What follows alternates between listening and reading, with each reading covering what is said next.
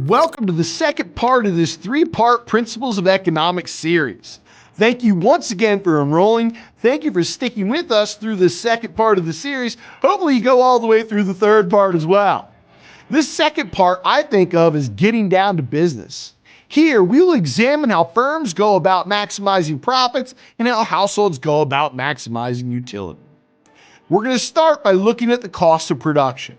We will identify the cost of production that firms face and interpret the shapes of our cost curves. Then we're going to start to look at our market structures.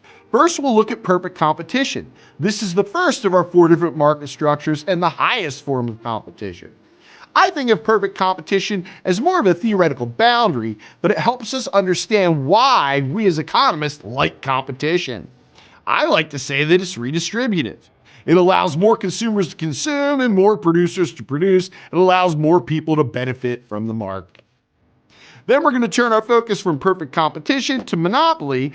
This is our least competitive market. We're going to discuss the barriers to entry that create a monopoly and the implications for market welfare.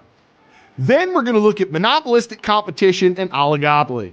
Monopolistic competition and oligopoly fall between perfect competition and monopoly.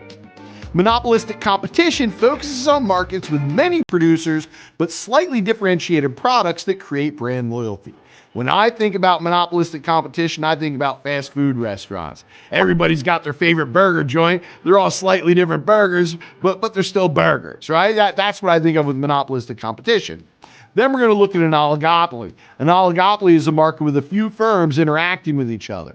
With oligopolies, we learn about game theory, or the strategic interaction that takes place amongst firms.